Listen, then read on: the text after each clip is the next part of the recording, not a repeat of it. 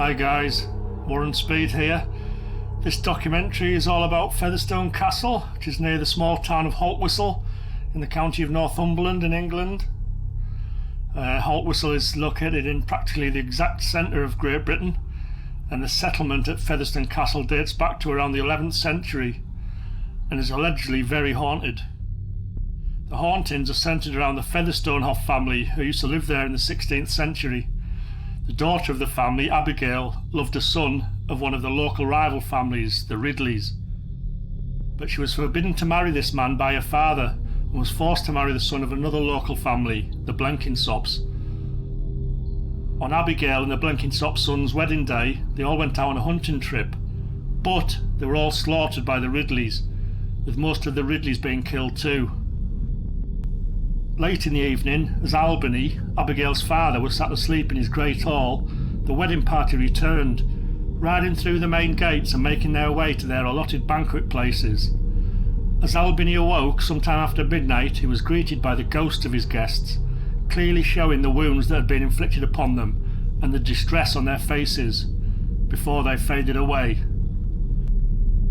The now Grade 1 listed Featherstone Castle is the ancestral home of the Featherstone family and comprises of a Jacobean manor built around a 13th century peel tower. The family is thought to have been there since the Norman conquest, although the Featherstone were believed to be Saxons, and they lived in the castle for at least 12 generations until the 17th century. Around the 1670s, Featherstone Castle was either sold or, according to some accounts, seized by the state, and it passed into the hands of Sir William Howard of Naworth, father of Charles Howard, 1st Earl of Carlisle, and during this time the house was significantly remodelled and enlarged. Featherstone Castle was then sold to Sir Matthew Featherstone of Newcastle upon Tyne in 1711. In 1789 it was sold again and purchased by James Wallace, who was a Member of Parliament, and the castle later passed to his son Baron Thomas Wallace. Again during this time the house was remodelled. In the early 19th century the castle passed to Wallace's nephew, Colonel James Hope, who then changed his surname to Hope Wallace. Following the start of World War I, Featherstone Castle was leased to an Almouth preparatory school, and during World War II it was used by a school from Rugby. From 1943 a prisoner of war camp was based there, first housing Italian prisoners of war and then housing 7,000 Germans for denazification. In 1961, Featherstone Castle was bought by Colonel John Clark, and it is his son who is the owner today.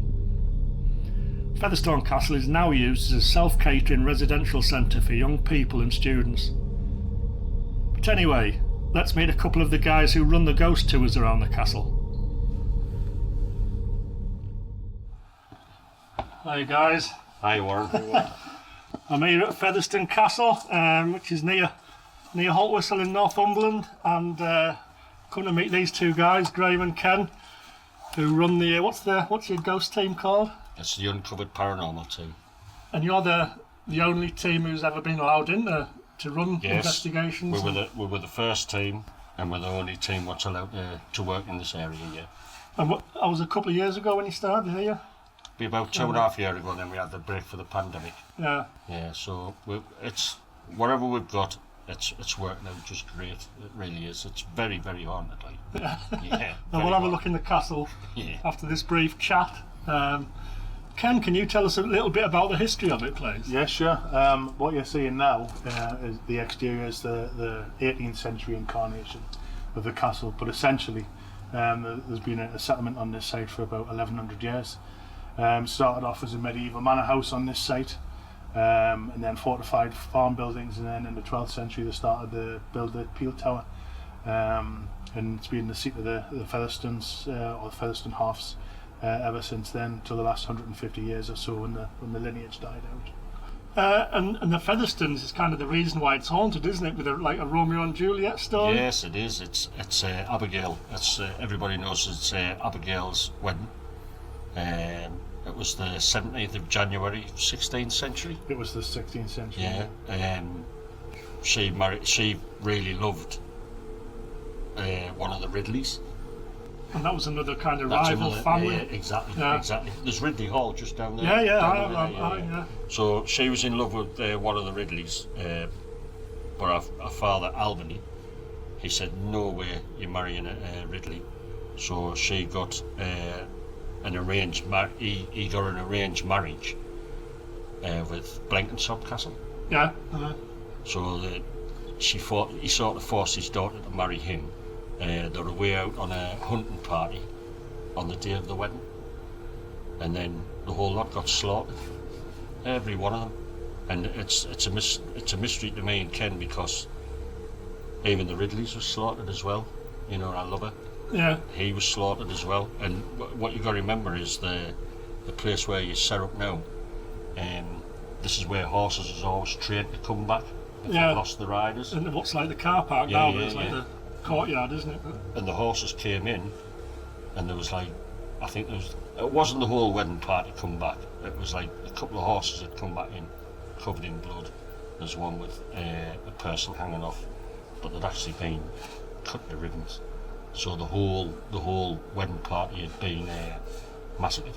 So it's known as the Abigail's massacre, you know. And that's basically the cause of all the hauntings. Yeah. We think. Yeah. We're getting there. Because there's a lot of people saying disembodied heads. They reckon there was heads cut off. There were slashed to bits. There was blood all over, and that's what intrigued me and Ken to come. So there's been disembodied heads seen in the castle. Oh yeah. Yeah. Because there's been all kinds of things. There's loads. There's a lot of shadows, voices, movement. There's poltergeist activity. There is a one what's got me and Ken intrigued, and the rest of the team. I'll show you when we get further in there. It's this. Can you remember the screaming woman? Oh, down the corridor in the door. She's just coming through. But when you look back and you hear people who, when it was a school and stuff like that, they've always mentioned something about this screaming woman, and we actually witnessed that ourselves. And it was just totally amazing. It just blew us away. What, you saw a woman?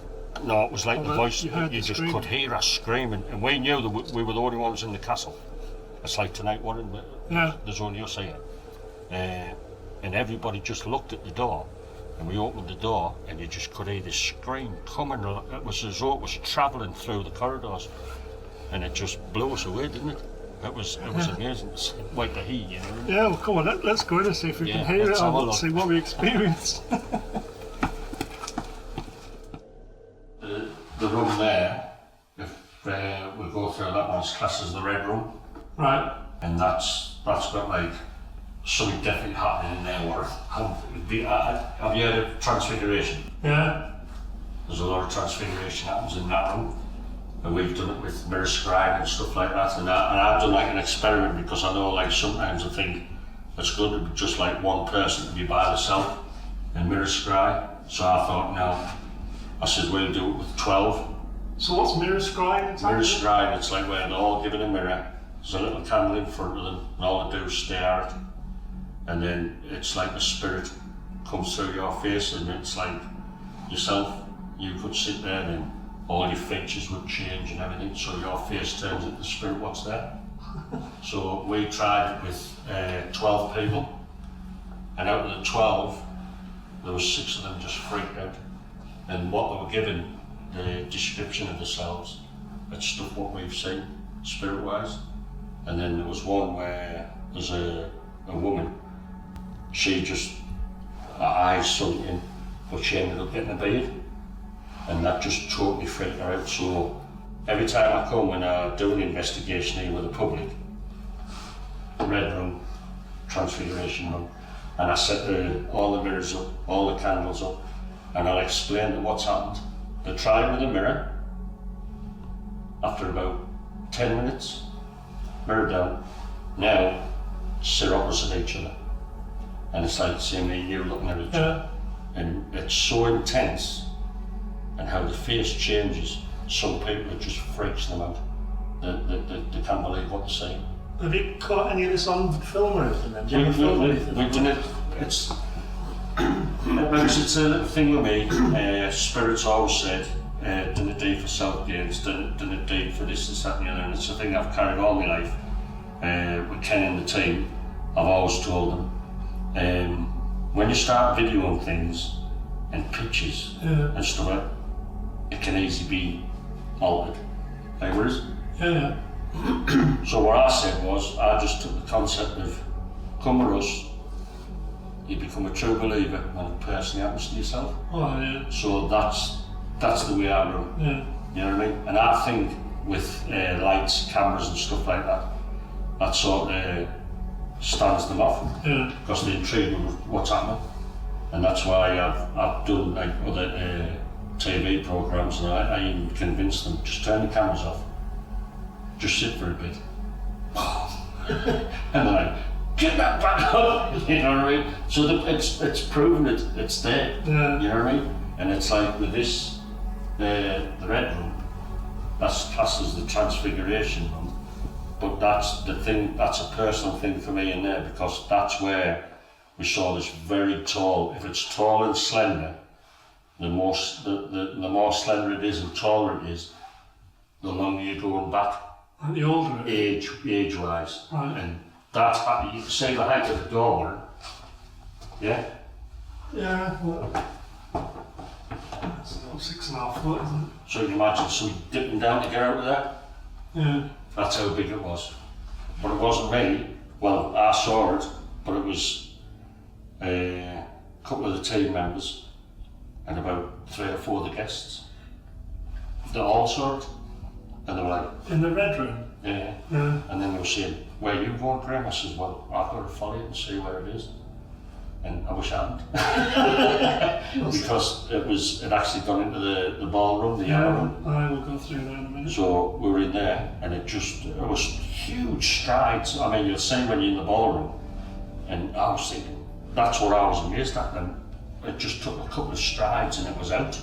Yeah. But there again, bending down to get underneath the door. So there's something there what I'd love to get my finger on, exactly what it is and who it is and why it's been here so long. So that's a personal thing for me to investigate. Well, let's go through the Red Room then. Yeah.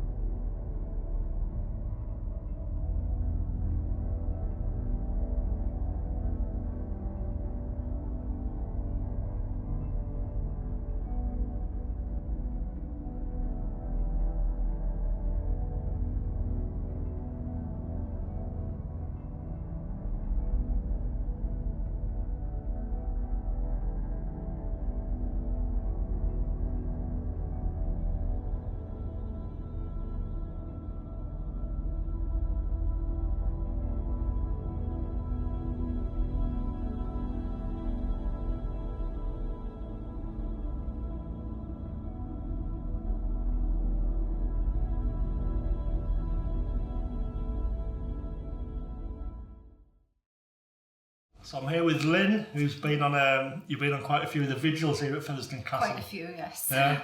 How many would you say, roughly? Since Graham started them.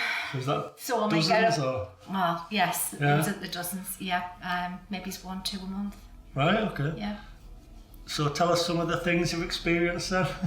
Some of the biggest ones, or? This room, This is the blue room. yeah, we get a lot of activity in here when we first came in, and that was off Beady Gray. Yeah, the witch. That was the witch, Yeah. yes. She was quite active in here. And it wasn't just bangs and knocks, she was quite verbal. You could hear Right. it, you could hear her actually talking to you. You could have a conversation with her. And what kind of voice did she have? Very whispery, Yeah. you know, but that's all I can explain, just whispery voice. Yeah. But you could hear what she Did was everyone, saying. did everyone in the room hear it? Yeah. Yeah. She's very, very verbal. Right. Yeah. What kind of things does she say? Well, it depends what you want to ask. So you You- can literally have a conversation Yes, with her? she's an intelligent spirit, because you have a conversation with her and she can actually answer some things So that what, you ask. what kind of questions would you ask then? I mean, if you said to her, you know, what do you think of England football team? I don't think she would know what football was, but So does it have to be kind of relevant to the castle and the area? And, yes, yeah. things like that, yeah. Because it was, when was it again? I remember Graham said earlier, it's about 1,000 years ago, wasn't it, when it all happened and stuff? Yeah, the history for this place is huge. Yeah. It just goes from the centuries. I think it goes back to the 12th century when it was first built. Yeah. So there is a lot of spirit in here. To say as well, we've had Abigail come through. Yeah. We found out that Abigail was, I shouldn't say this, I'll say illegitimate child. Right, that's all right. Right. She was the illegitimate child, but we believe she was a witch as well. Right? She was. Because that was the whole Romeo and Juliet kind of story, wasn't Yes, it? Like yes, that was the night of the party, the wedding party when they were all murdered. The rival families kind of thing, yes, and I had said that, I said, well, you know, if the whole family had been killed, was it through jealousy? Did you have any siblings? And at the time we said no, and then this came to light that there was another child. So she's been active in here as well, along with Beardy. Can you, when the witch or Abigail kind of appeared, I mean, did they actually physically appear? Is there any presence, or is it just a voice? Or? I can't see them. You know, I can't see them. I can hear them. I can feel a presence. Does it feel kind of scary, or what? Or how? It's hard to explain. If it's a nasty spirit, yes, it can.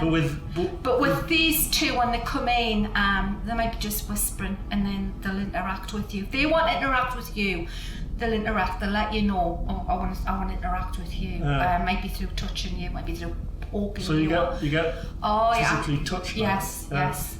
Yeah. Does the temperature in the room change at all when they're Sometimes present? it can. Sometimes it can. I mean, it's quite cold in here anyway, isn't it? It's a bloody castle, I know. It's not just the temperature. Cost a fortune to heat. It's not just the temperature when you're in here, it's the actual darkness of the room itself. And it sounds silly, we all say this, but we'll be sitting there and saying, this sounds silly, but it's darker than dark in here. It goes black. Right. So black you can't see it. So when you're in here doing kind of vigils, do you have it in darkness anyway? Or do you have candles? Yes, it's in darkness. Yeah. We'll come in and sometimes we have a candle on, or someone's got a torch. If we sit on the seats or on the table, and then everything's switched off and we're in the darkness. And then you call out. It's not always Abigail that will come through. It might not just be Beardy. You know, we might get someone else walking through. I can't remember the name of our father. But I think he's made his presence known in here before. You can hear people walking as well. You can hear footsteps, and you can sometimes feel the floor move. Right. When I first came in and sat on this settee, I was sitting here where you are now. Somebody says it's very active there. You feel the settee being moved, or someone sat beside you. Yeah. It's really. How does it make you feel then when this stuff happens? I mean, obviously you're going to be used to it. I'm not. It sounds arrogant. Do you not get goosebumps? You can because you can feel them. The energy changes. You can feel cold, but you do get a tingle or goosebumps. You know, it's just one of those things. It's. What about the rest of the castle? And have you experienced much elsewhere? I love the kitchen. The kitchen. I love the kitchen. The kitchen now used to be the gun room. Yeah. And there was a spirit in there called Henry. We've just found out he's called Henry. Right. Graham didn't want to do this because it was really bugging him, because he knew he was a nasty spirit. Right. He was always coming in and shaking the table when you had the lights out and pounding on it. So obviously, it was as if someone physical was doing that. Yes, and he could feel his presence. It was very heavy. And Graham says, I've got to find out because he murdered this girl, you know. So they weren't very nice people around there back in the day, were they, like centuries ago? I suppose that was life back then, wasn't it? I suppose you've got one or two spirits who are, they're nice and they're helpful, but this one in particular, Graham wanted his name and we couldn't get his name.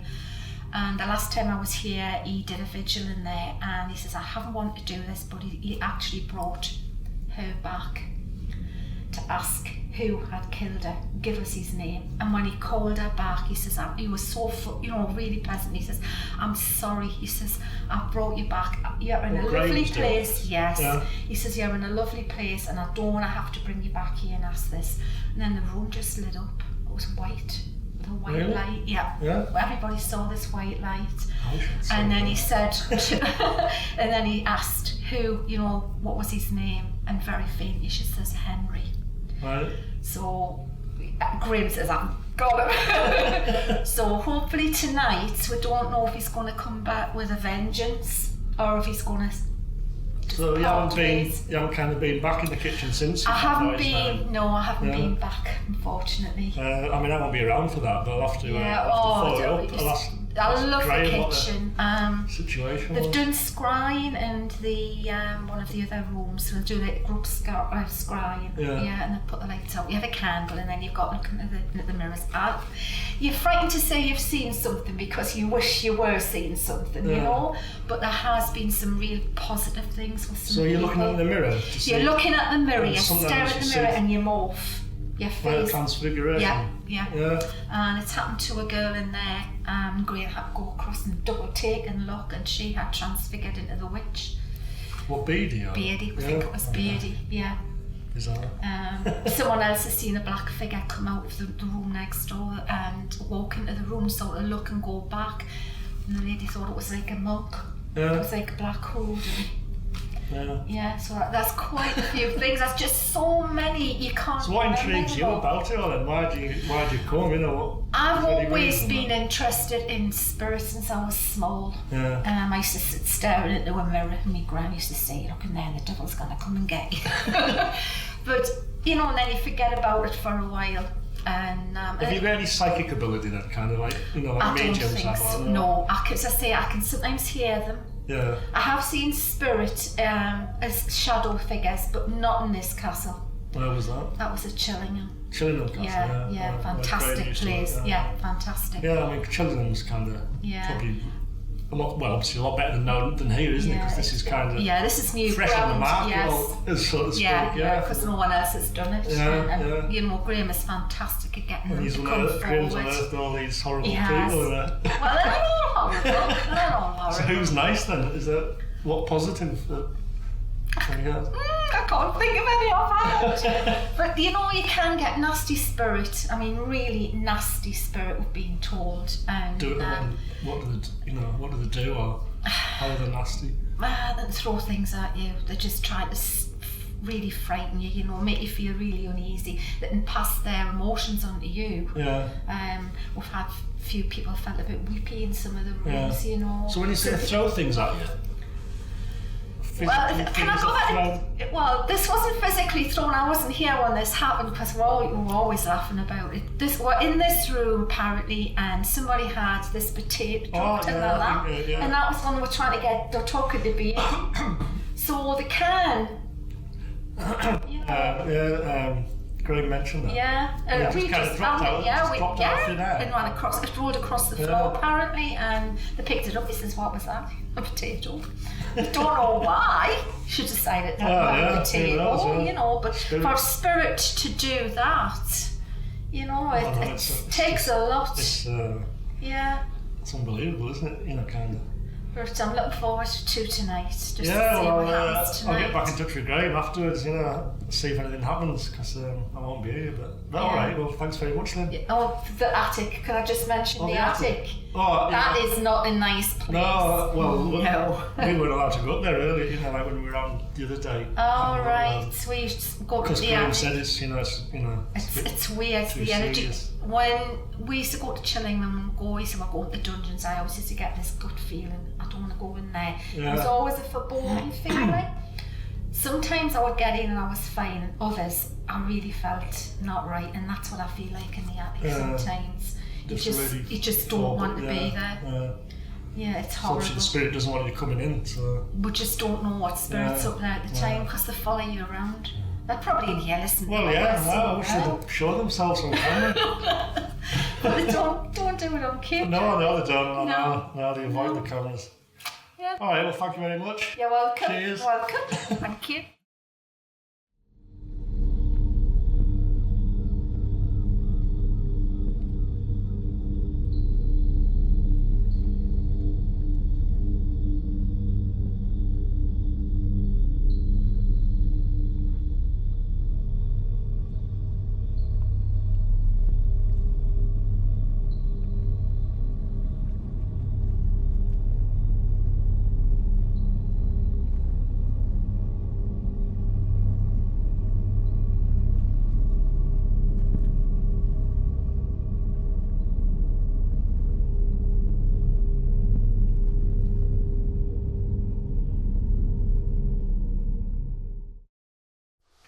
So this hallway, there's a lot of screaming heard in there, isn't there? Definitely a female. And we were all in the end dome, and we just heard this scream, but it was getting closer and closer. And then we actually opened that door, didn't we? And you just heard him just screaming coming through here. But we were just standing there. Where the hell did that come from? And we were just looking, and then there's a couple of people out there now having a screaming. And then it's to do with the two dogs. One, that one, a blanket disappeared off the bed, and it took us 6 months to find out where that had gone. They placed it somewhere else. And then we had a girl who was on the floor in there, and she could see all lights, dark figures, stuff moving, and she says, I just don't want to see. And there was a blanket placed over the top of her. And there was nobody anywhere near her. And she said, it felt so calming, as though to say, you're protected now. And then after that, it was like a split second, and she went, whoa, but there is, you know, it was a little bit funny that night, you know. And then it's then in this dome there, that's the one where the heavy steel beds, and we talked 3 people on there, you know, 3 adults, and they said there was something underneath, as though you're lying on your back, pushing with your feet, trying to push them off that bed, and then the whole bed just lifted and it was vibrating and jumping while these 3 sitting on it, and it was just amazing, wasn't it? And people just can't get their head around it. Takes a lot of energy out. Oh, a lot of energy out, you know. So this is where I would say to people, do you want to go in the domes and you bring them in here. We always put them in 2 as a witness for each other, and they just freak out in here. They don't like it at all. So how long did they normally stay in the domes? we give them a period of 15 minutes. It's usually 3 minutes. Did you turn the lights on when I took it them, I thought the lights on, I took it them. It's, all it is what we try to do is, you've seen the size of the place for it. We try to cover as much as we can and get as much information as we can. But a lot of them might just sit, lights out, and then you tell them, just do a little call out session, just ask us anything. So, the owner's been getting people staying over here for years. You know, you think stories that get around, you know, don't go and stay there, it's haunted. No, there's a lot of people said they wouldn't like to stop here because we had a good meeting with the locals and that, didn't we? But there's loads of You've always got to remember, it's not open to the public. The public's not allowed in. No, for people who come in, you know, like hikers or school parties or whatever, who use the dorms, you know, some of the kids must get scared. I think if you have a look, I think there's a couple of videos what we've come across where they've freaked themselves out, and this is one of the dogs. And then I think there's a couple of stories where they said we felt uncomfortable in there as though somebody was watching us or walking about. So it is there. It's just that they're here for walking and they're not focused on the paranormal side. Whereas once you focus on it and that's what you're there for, it emphasises more on what you do, and that's how it comes from. So it's a fascinating place. Yeah, it is. Well, come on, let's go somewhere else. Yeah. So, is this the highest level of the castle? We've come up some stairs and... No, we've got a level above this. Right. We'll go up there shortly. But the thing about this room, this used to be called the scary bedroom, because it was a bedroom. But the owner, he's got all his maps in there in here, so the only way you can get into this room is if you're with one of the team members, with the public, because there's nobody else comes in here bar us. But it's this is where I think it'd be good for Ken to come in. It's like where I've always said to me team members, you will be introduced to the castle, and I think this is where Ken was introduced to Featherstone Castle, the spirit-wise. Yeah, I think initially they were all, for some reason the spirits that were coming forward when I first came here, they didn't like me at all. And that was coming through time and time again. Yeah. Every spirit that come in, don't like him, don't like him. And I think it was because me role as a historian, I'm going to probe and dig and find and learn things, you know. That's what he is. And they don't like that. Right. So initially, very early on, they were pushing my buttons in here, weren't they? Oh, And it was quite an interesting experience. But we're in the oldest part of the castle here. This is part of the Peel Town. Right. So again, we're going back to like 12th, 13th century when this was built. So if you imagine the history and the energy and the to and fro in this part of the castle. It's been here a long time. So what was your experience then? Well, there was a bed along there. There was a couple of beds here. it was true, wasn't it? And there was a pile of mattresses there. And Paul was sat facing me there where the sound girl is, and Graham was over in this corner here. And I can't remember whether the girls were next door or not, but They were. Paul was like, Ken, there's something coming right up to you. I says, I know, I can feel it. I says, and as stupid as it sounds, I can say it. And he went, it's right to your, and I heard this sound to my right hand side, and I just went click, and he was like, that's where it was. And I was like, I could feel it shifting across. So we settled ourselves again, turned the torch off, and then he says, it's coming right back in. He says, I can feel it. I says, but it's gone to the other side now. And I heard the same sound to my left hand side, and I just felt this presence right in front of us. I put my torch on again, and it had backed off. But what it was trying to do was, it was really trying to get at us, and I felt surrounded and I felt hassled, and I had to get up and I had to walk it off. I had to like just pace around a bit, and you know, when he's like, you want to be saying, back off, give us some room, some space here. Yeah. And that's what I felt like, and after a few minutes of like just walking around, it kind of settled us a bit, you know. But they were really trying to get at us. Well, like on an investigative side, there was like a clash of personalities, and that's like what I said. When you come to a place like this, you're really delving into the history and the past, and there's a lot of things I like to keep hidden. Yeah. And Ken's the one that's bringing it out. So it was like it was a bit traumatizing really, because Ken just wasn't himself at all. He wasn't himself at all. I was trying to say to him, Ken, you need to sit down, you need to, you know, get a breather from it. And he was just like, I'm all right. And you could see the way he was turning and walking, it's as though he was surrounded. Yeah. And it was like I think it was a battle of wits there, like. And once Ken sort of like accepted it, it sort of just eased off. And then that's when we come with this story, you know, Warren. And all that, yeah. It's screwed shut, you can't get rid of it. There's a reason it's screwed shut. I think it's just separate the rooms. Right. Because there is a stairwell, a medieval stairwell, what's in there. I'm actually going to put you in that and see what you get down there. Right. But it was the knocking, the banging coming from the door the other side. And What, so you were in this room at one point and there was banging? oh, definitely scratching. But you can't actually get into the other side of that door? Not from this room. Not from this room, from upstairs. Right. So we've had guests on all night investigations. There's a white face appears on this wall, definitely female.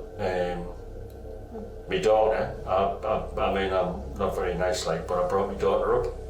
And I said, right, because you've got to remember it was like a bedroom before, and there was like a little seat in that area, and you can see behind the wall, and there's nothing there. So I sat my wife and my daughter on there, so I just said, look, if you've got a point to make, I said, you need to make it now. And my wife got thrown off the seat. And then my daughter, she says, oh, I've got to go. I says, well, what's happened? And she said there was just something like sort of tugged there and rubbed her face. Yeah. So she had to get up and go. And then when we've put guests in here, the guests that's coming in with exactly the same thing. They're getting touched, their face stroked.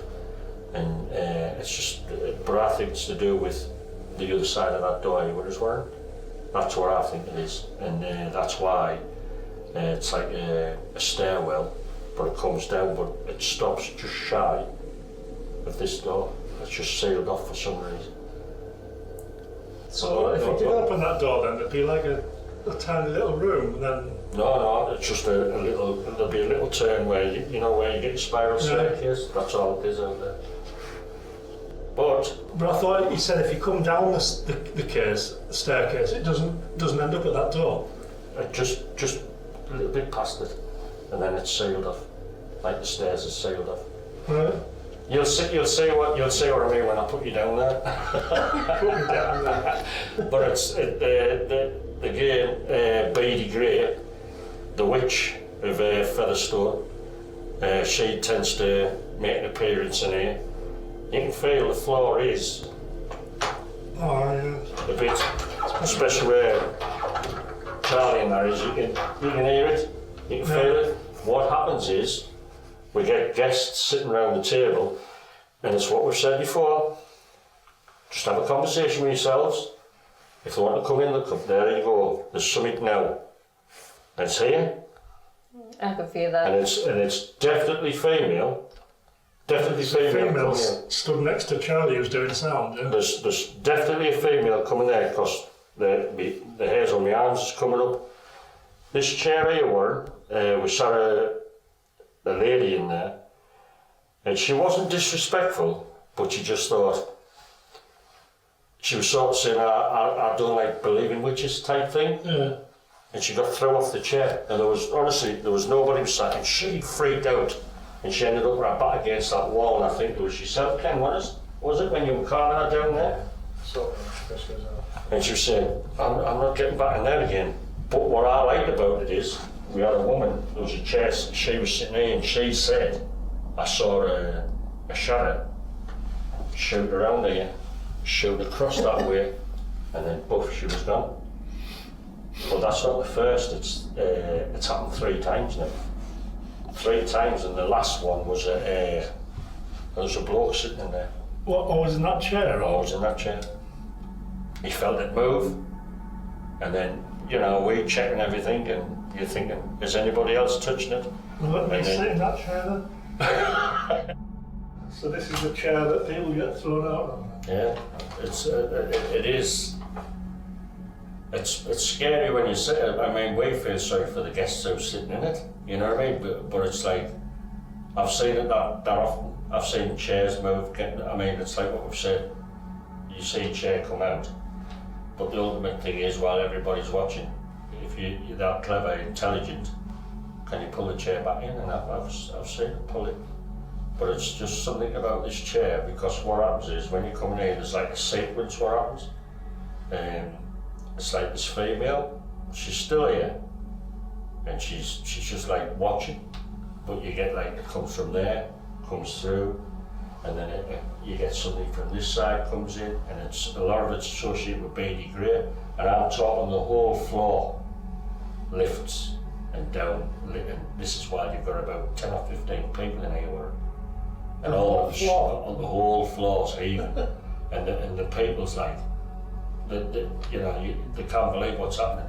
But this chair, for some reason, whoever's sitting in it, when the activity's up and it's built and it's aware, it's this chair. It's been pulled round while somebody's been on it, tipped over with a girl in it, and then we were talking just like we are now, and then the bloke said, you know, I'll sit in there, all the lights out, just sit and talk, and the next thing, he's gone. And it's amazing when you see it. It's scary, but it is amazing. Yeah. Do you think because, I think we've set this out with the cameras being on, that the kind of spirits back away? And, it's like when you get there now, I know this lady what's there, she's intrigued. Because you've got to remember, every time you come to rooms and stuff like that, something like this has never been done work in this kind of way you're at. With us filming? We're filming and stuff, yeah. So that's why. So they're just intrigued with you. And it's like I say, you can feel them coming in, then they're loving. And it's, if they want to interact with you, they will. You know what I mean? It's like I'd say no, if any is spirit of Featherstone Castle, be it with a cameraman, sound lady, Warren, any is, they'll give you permission. If you want to do anything with them, the permission's there, they've said you can. So there you go, that's it. Yeah. It's out there now. So if they want to do something with you, they will now.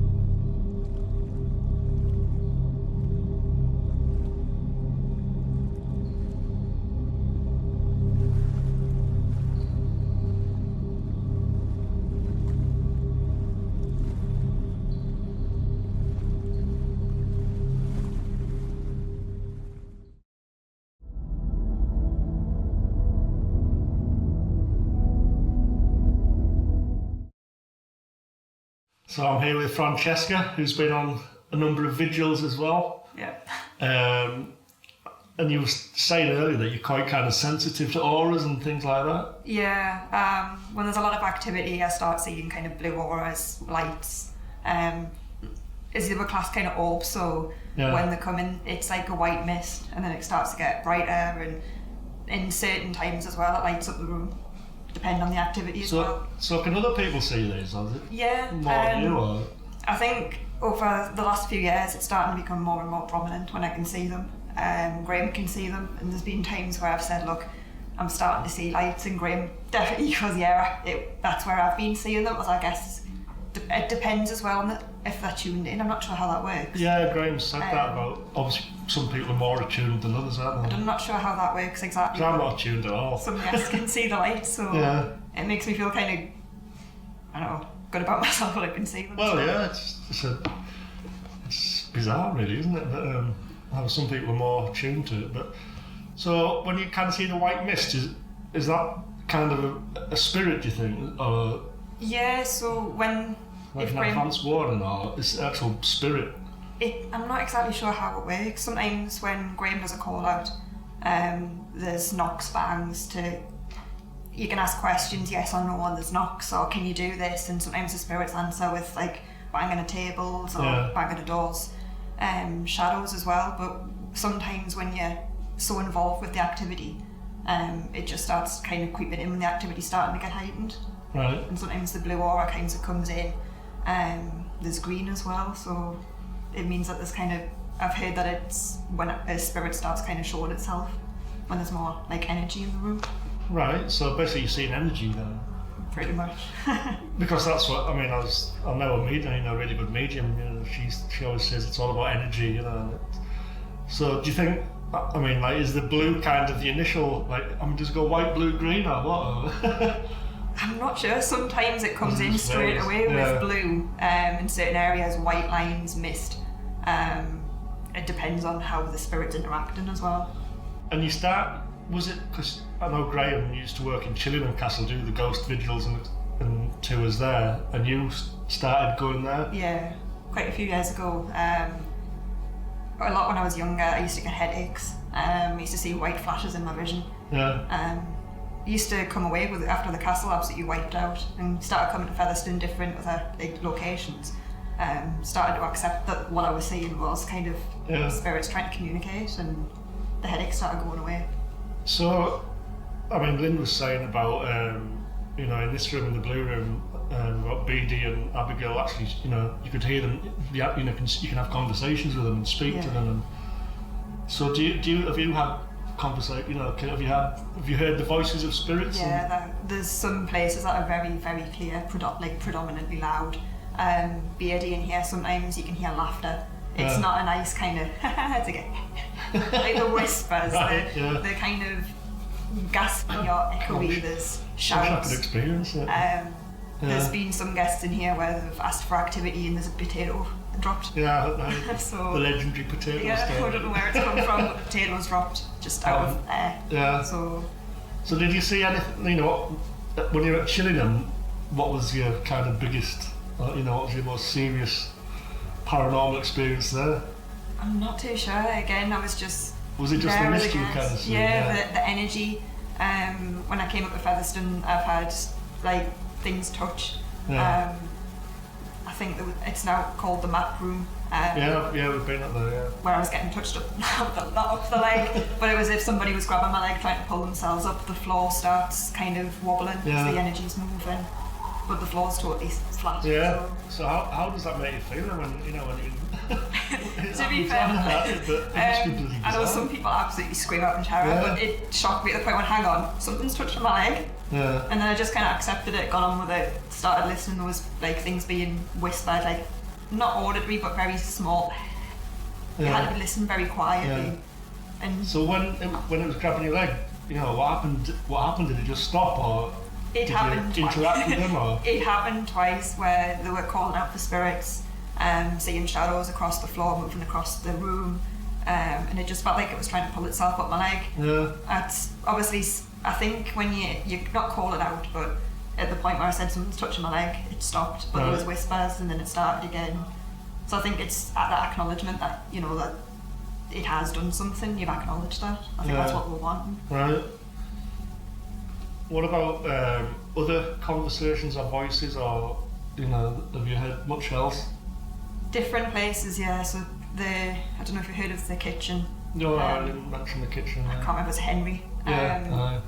So the last time I was on that vigil, that Graham called out for the name of the spirit from the person that had been murdered. Yeah, that Henry had killed. So yeah, it was really weird. It was very audible.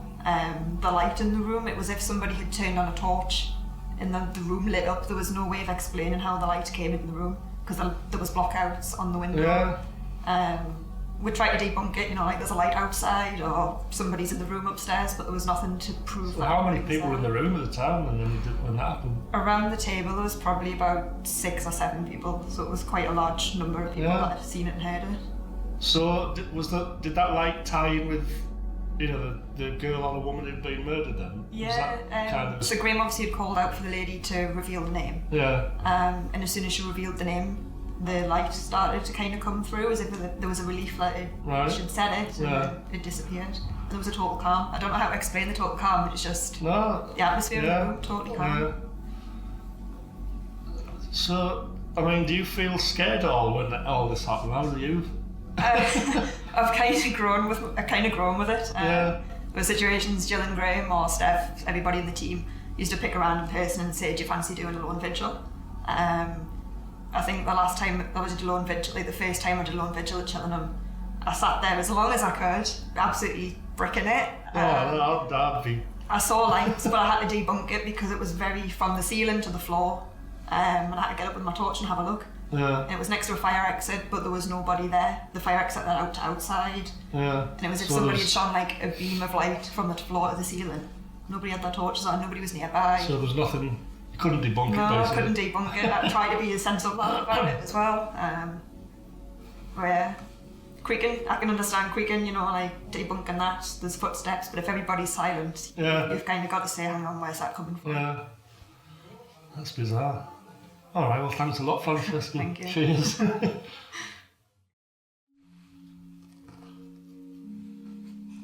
So, Graham, your paranormal experiences started when you were a young child, didn't they? Yeah. It's something what's been was from the day I was born. I was born in a haunted house, and from born to 16 it was horrendous. It was very troublesome.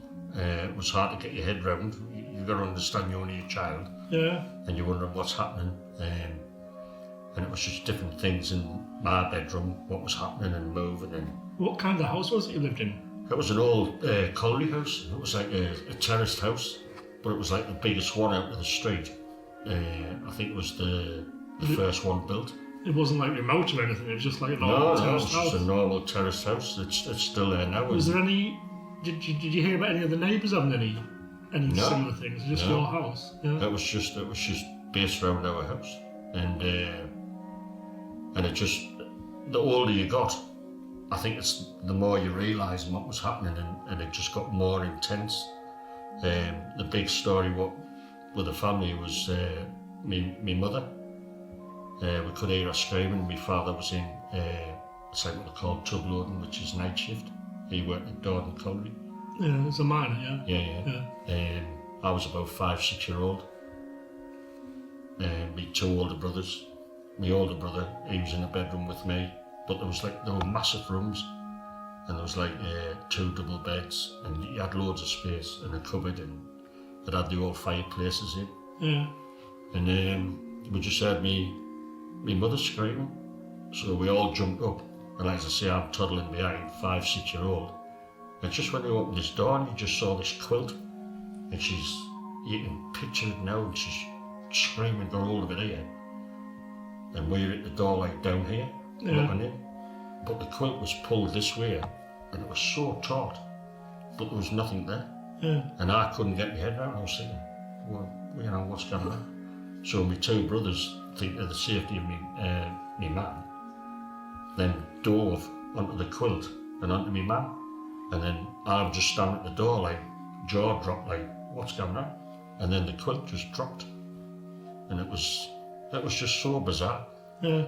Especially the age I was, and then, like I say, the older you got, the more things start happening. And me dad, for some reason, he decides to get us a ventriloquist dummy. Worst thing in the world, worried. Yeah. Oh yeah. He used to sit on a chair beside my bed, but I could physically see it was a girl and a boy, and I knew it was definitely a girl and a boy. They were very playful, and they used to run across the floor. You could hear them run across the floor, but I was like trying to hide from it or turn my back on it. But I realised that wasn't working, so it's like to this day, if anything's happening, I always face it. I never turn my back on anything. And then you could hear them giggling, laughing. So could you actually see them? Oh, you could see them. And what were the dress? What kind of? I'd say Victorian. Yeah. Definitely Victorian. And then the thing what really frightened us, and of course, that's when you get older. Then they said, "Oh, we realised that, but we were too young to tell you what was happening." Yeah. So the sort of your brothers. Yeah, we knew it was happening, but we couldn't tell you. They were trying to talk you down all the time. Yeah, trying to protect you, kind of thing. Yeah. And then it was the ventriloquist, and it just turned, and the mouth's going like this, and I'm just like, what the hell, you know what I mean? And it was the girl's voice come through it, and that just freaked us out. And I'm up screaming. John, my older brother, he was like, what's the matter? And I was saying the dummy's torn us, and he was saying, behave, man, just get into bed.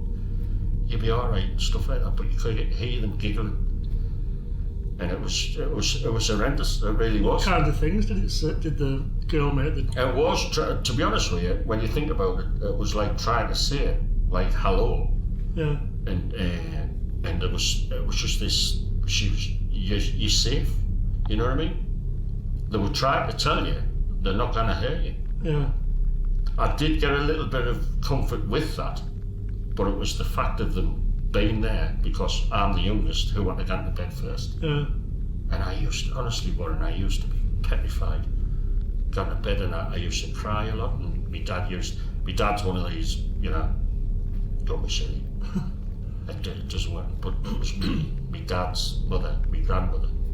She knew, because she was into reading tea leaves and stuff like that, And she used to tell us, and the biggest thing I learned of my grandmother was, if you accept things, it will sail you through it. So I sort of accepted it, and it's sort of like calmed down a bit, and you just expected it. And then it was like, there was one time, what really frightened us was this dark shadow in the corner. And that frightened us, because I'm getting used to the little bits, the little boy and girl, but it was this huge black shadow, and I screamed that, and I remember screaming. My dad ran up and he was, what's the matter? I said, there's a black thing in the corner. That's what I said. And he was like, you've been dreaming? I said, no, I wasn't dreaming. And then, I sort of calmed us down a bit. He went, my brother came in, I went, John, Gonna eat. He says, don't worry, I'll look after you, you'll be alright. Lying there, then I saw it again, it was this huge black shadow. Yeah. And then my brother turned, he was like looking, and he sort of, oh, you'll be alright, this, that, and the other. And then it was later on, when I was about 12, 13, that's when he come out, he says, can you remember that big black shadow? So he'd seen it as well, you know what I mean? And then the other worst thing was my brother, who had the bedroom across the corridor from us. It was this banging, and this was about 2 o'clock in the morning. And I used to always have my hands over my ears, or I was trying to hide all the time, because it was noises, banging, scuffling, things moving in the bedroom, and then with just this huge banging. And I went with my brother, John, and we opened our door. And it was, honestly, it was like a door breathing. It was like as though it was born out. Yeah. And it was just horrible. The thing what gets you was the horrible feeling. Me, in my head, I was thinking, this is the same thing what was getting me, man. You know what I mean? That's the feeling what I got. And then my brother, Paul, he was trying, because it had the old knobs on when you turn to get out. and he was trying to turn that, and he was shouting, he says, the door's stuck. He says, but there's something at the door. And I was starting to get panicking, and then it just sort of, as quick as it happens, it's as quick as it went. And then the door just sort of like come in, it was cracking and banging, and then he just opened the door and he went, oh, he says, that was horrible, that in there. So, as all the brothers, we all knew there was something happening, and we knew there was something going on there. But what it is, why they were there, that's a thing which I think I didn't want to know. And when we moved, I remember 16-year-old, we're moving further into modern houses and stuff like that. That was when my life started then. You know what I mean? And that's where it was.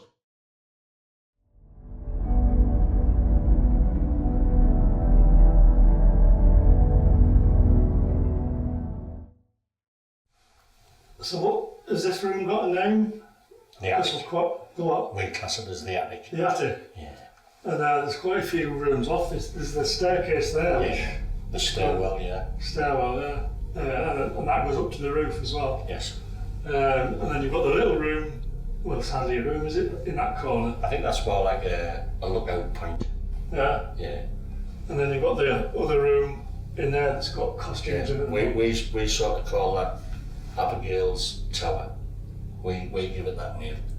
And it's just ever since we only got access to that about a year ago. Yeah, it wasn't long. Wasn't long, and since that's been opened, there's just that much stuff what's happening now. So we sort of think, have you released something? Yeah. You know, with the door being open now. But it's the thing what gets people is the light anomalies, what's happening. And honestly, it's like car lights, they're massive, but you see them coming across the wall, you see them going down the stairs. Yeah. And these are huge lights. And people saying, oh, it's got to be a car. And I'm thinking, from where? Yeah. Where are you going to get car lights from? That's how bright it is and how strong they are. And it's fascinating when you see it. And the room at the back, that's the one where we got, it was just, all you could see, it was just black mass. And you could see it creeping out across the floor. And that's, to me, I think that's like a bunch of bad energy what's hanging about. Yeah. And that's what when you're seeing something like that, that's when you've got to be careful, because if that gets into somebody, then you've got problems, you know what I mean? Well, like it can attach itself to you. Yeah. So there's times where I've said cut, and we're away. Yeah. And we've gone. Because you don't like it, do you? No, it stems from a time when I think we were doing a team-only investigation, and we were drawn to the spirit in the lookout. And it was reaching out and it was scratching the wall, it was grabbing people, and we were huddled around that door and we were like calling out to the spirit. But every fibre in my body, there was just a line, and that was it. My body was just saying, right, Ken, you've had enough in here now, finished. And I was like, I'm aware. And the team were like, no, we're here to investigate. I was like, I'm finished, I'm done. I'm just, you know, it was just, my whole body was just saying, out. Yeah, because you were in there, weren't you, Colin, when the door slammed and you couldn't get out? It's like a door where it's got a shut from the inside, and you can see it's not that big because you've got the door in there. So what I do is we've got a mirror in there, and sometimes we do mirror scrying in there, and it's basically try and catch the image of whatever's in there, or in this section of the castle. That's the reason why that's in there. And I went in and I was putting the mirror in, and it's not much, and then the door just slammed. And me, at first I thought, very funny, I thought it was like the team. And then I realised I was up here by myself, and there's nobody there's nobody out here, but it's like a snake off a gate. And it just wouldn't open. It just went as though the force was keeping it shut from the inside, pushing it shut. And I started thinking, and all I said was, keep calm. I says, please, I says, we're not gaining anything by this. I says, can you just let us out? And the door just went, and that was it. Yeah. And I was telling you about that, and it was awful. And then we had a girl in there, and she actually saw a figure in the mirror, And I've always learned people, I says, when you're in a situation like that, never run. Never run. I says, it's a danger to yourself as well. I says, just, if you're not happy with it, just stand up and just walk away from it. I says, never run. Gosh, you come out there like a greyhound. Once you... And like I say, when we're on about the intelligent haunting, that's the table. What was lifted and through as Jill was passing through here, which a spirit said in the kitchen, that's what he was going to do. And that was, it was so fantastic for that to happen. Because you were doing a Ouija board downstairs, weren't you? In the kitchen, yeah. And you're saying, basically, you know, prove that. A spirit come out of the board and he says, oh, I know where Jill is. And it was Simon who was running that. And Simon says, well, where is she? She's in the attic now. And that's what it's spelled out on the board, in attic. And he went, well, prove it, if she's in the attic. And he did say, scare her now. Did you hear that down on the stairs there? Did I what? Did you hear something on the stairs there? No. I did. I thought I did. Yeah. And then what happened is Jill, because you've been down the stairwell, Yeah, yeah. Jill come in with a guest, put him down the stairwell, and then in the kitchen downstairs it said, she's alone now. And Simon said, well, do it now then, and prove it. And Jill just got past this chair and this whole table just bang and rocked and buff, and she was off like a shot. And she comes screaming. She comes screaming down them stairs, wasn't she? But Simon could hear her screams, and Simon was sort of met, and I said, he goes, has something just frightened you? Yeah, get him. And we said, oh, what's happening? He says, it just told us that's what it was going to do. So it was a huge night. Yeah. And it's what it's telling you is intelligent haunting. They're listening to what you're saying, and they will act on what you ask them. And it just blew me away. I just thought it was amazing. It'd be hard to beat that. Yeah. That's kind of that's a high. That's a real high. It's a very high, yeah. Yeah.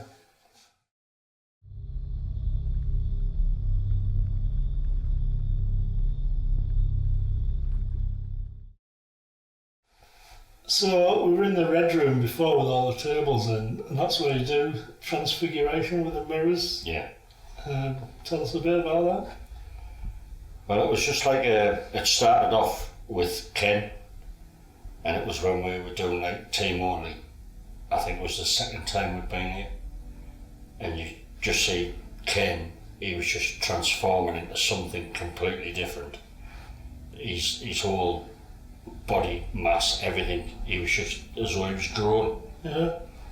And there's a lot of us called Simon, who was off the team. Simon's very sensitive to spirit.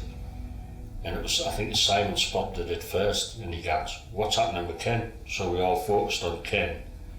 And he was definitely changing into whatever. So we were casting that as, that's transfiguration, where it's actually coming through Ken's body to show who it is. Yeah.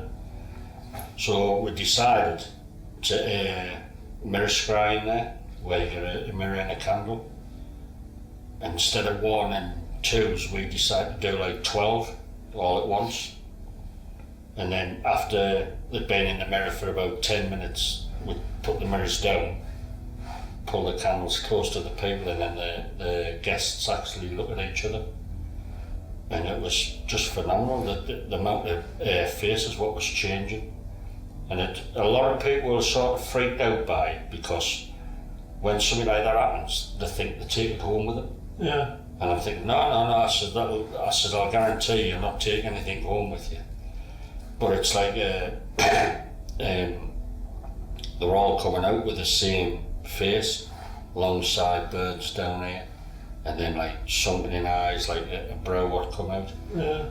But there was, I think, out of all the investigation what we've done at Featherstone, there must be about 15 to 20 people to come out with the same thing.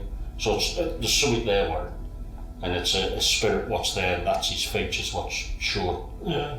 And it's also in that red room, this is where I'm on about this elongated spirit. Yeah.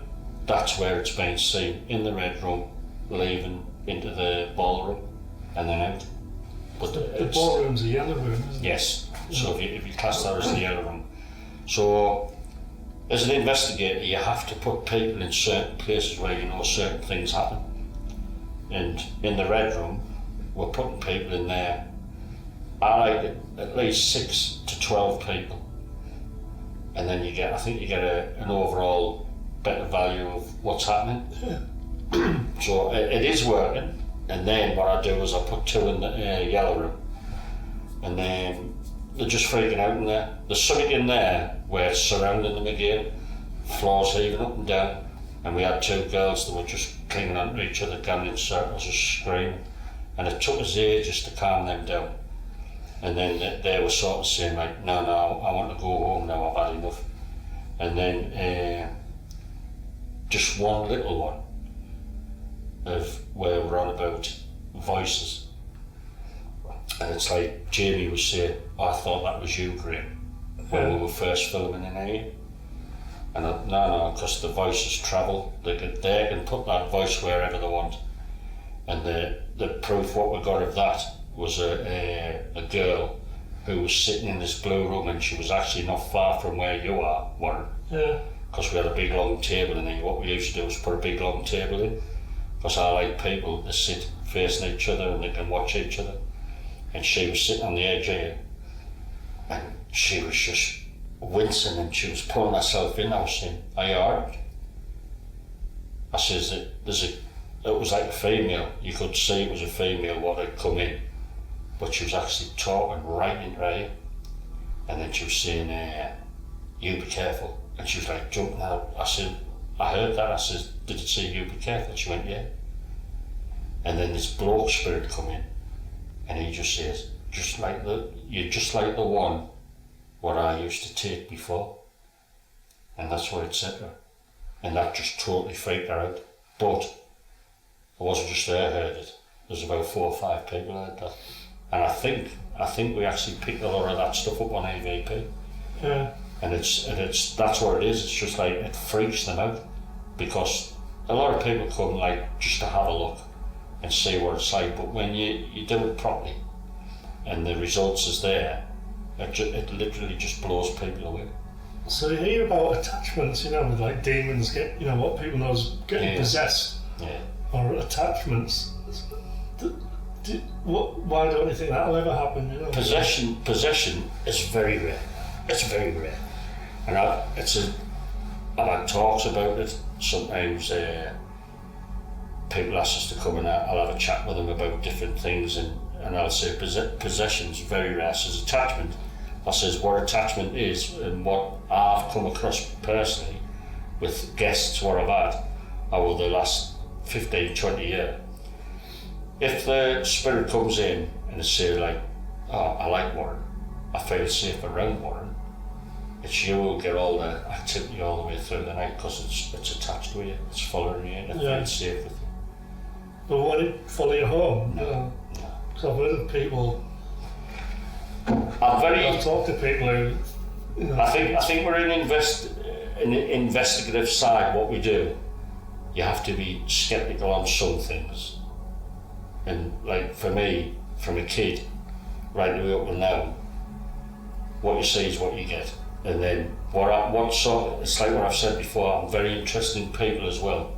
Their train of mind, their thought, you give us a description of what you think the night was like, what happened, can you explain what happened there? And then I started getting silly phone calls, and it was like, oh Graham, can you come to my house? Oh, why? There's a spirit at the top of the stairs that's got red eyes, and it's thrown my sister down the stairs and it's brought her leg, and I'm like, nah, I'm not coming there, you know what I mean? And it's like a lot of it's like their imagination, you know what I mean? Yeah. And I've said to people, I says, just keep yourself grounded, because we do like have a laugh, a joke, carry on, and that keeps them grounded. And honestly, Warren, after 20 years we've done it, there's not one person gone home with anything attached to them out like that. Because I always open up saying, thank you for allowing us coming into your house. Get your boundaries set. Yeah. It's your house, we're a guest in your house, you know what I mean? And that's the type of route what we go down. And then it's like, they're not interested in coming home with you. They're not interested at all. Can you sense anything in the room at the moment? A woman again, at this top corner, but what she's, I mean, that's why I've been like turning around, because what she's doing, she's nodding.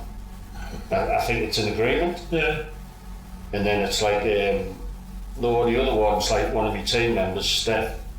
She was sitting on that sofa at the back there, and it was something where once somebody tells us something or explains what's happened, I sort of try my hardest to reenact it, to try to get it to happen again. Because something, for me to be, yes, that happens at Featherstone Castle, it has to happen about 6-7 times, you know what I mean? Not just one story. And she said it was like a Catherine wheel, spinning and spinning, but coming towards her, to her face. And I mean, Steph, she's a lovely girl, Steph, like, she's been on the team for a while now, and it just freaked her out. She had to go. And she says, that's one thing I'll never forget. And I says, what do you mean, a Catherine wheel? I said, she says, like a spinning light, very fast, just come towards her face. And I was thinking, well, what the hell does that mean? That's the investigative side of me thinking, why, what does that mean? Because a lot of people think, because something's happening and stuff like that, it's a message. Sometimes it's not. Yeah. Do you know what I mean? And it's just like, it's just something what's happened. It doesn't mean, you know, something's going to happen to you, this, that, and they always look on the bad side or the dark side. And I said, nah, I says a lot of it, if you keep it simple, it will be simple. And it's like the time where Jill got pushed off the table.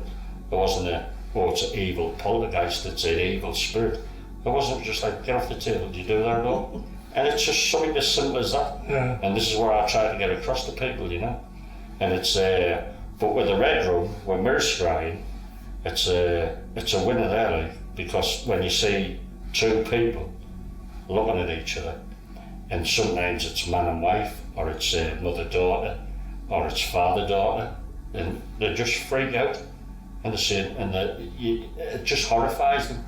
And then you're there just to calm them down, and just say, look, all it is a spirit showing itself. Yeah. You know what I mean? And I says, and that's it. I says, what did you ask for? And I've always said to people, every time they do something like this, be careful what you ask for, because you might just get it. And then it's like, and I said, it's like you could be sitting in here, and it's like yourself worrying, you could say, any spirit in Featherstone Castle, if you're there, come and pull me hair. It's not going to happen at that instant, but half an hour now down, someone's pointing, you think, oh, someone's pulling me hair. What did you ask for? You know what I mean? And it's as simple as that. All right, well, thanks very much, Graham. No, it's been an absolute pleasure. It's been an absolute Thank you to pleasure. everyone, all the spirits Yes, thank you. in Featherstone Castle. Not that I've seen any myself, but I think Charlie sensed some unsound, and cheers Ken, stood over there. All right, guys, hope you've enjoyed that. Cheers. Thank you.